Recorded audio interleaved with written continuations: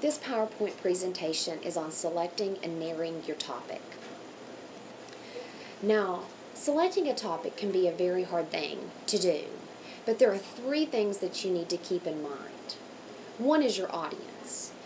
You need to understand who is going to be in your audience and what the makeup of the audience is.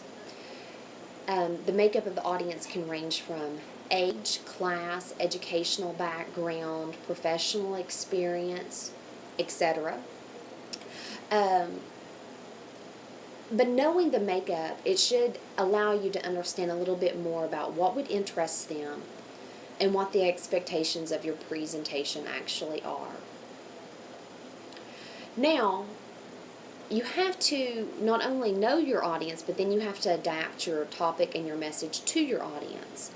And so an example, if I was going to tell a story about the Three Little Pigs to a group of 3-year-olds, I would keep my language very simple. The ideas would be very simple.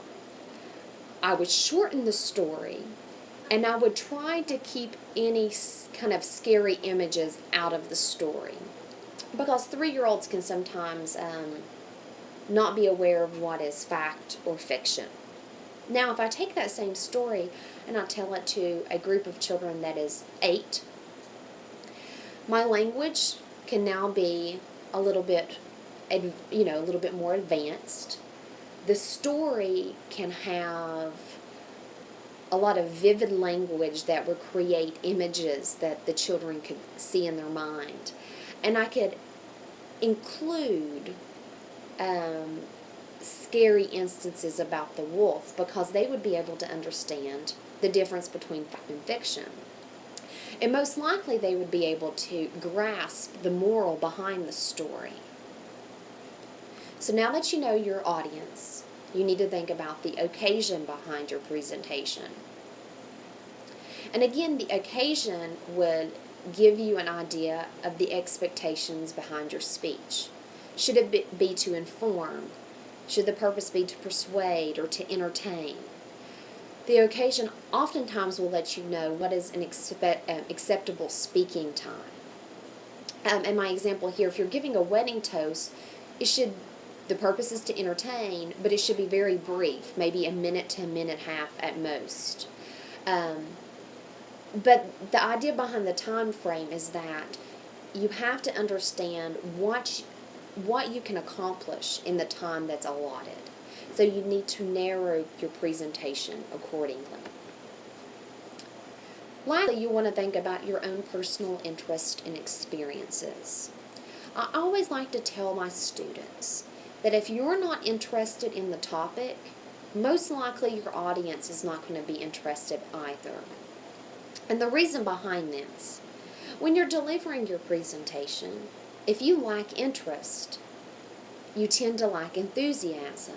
And from the audience perspective, if you're not interested in your own speech, why should I?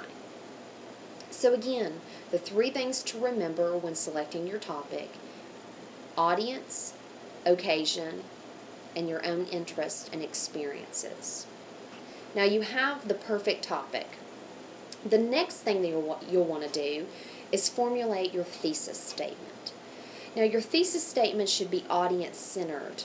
And what I mean is that in the introduction, when you give your thesis statement, it lets your audience know what you're going to be talking about, what the purpose of your speech is, and why it's important to them. Your thesis statement should also reflect a single idea.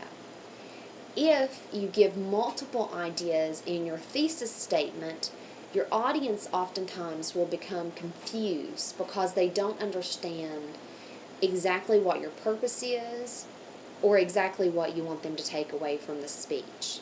So the example here, by the end of my presentation, you will be grilling steaks that melt in your mouth. Through that sentence, you understand we're talking about grilling steaks. We know it's an informative presentation, and you understand it would be of interest to you if you're trying to, 1, learn how to grill steaks, or 2, you're trying to perfect your grilling. So, selecting a topic, though it can be a complex process. You can simplify it if you remember your audience, occasion, and your own interest.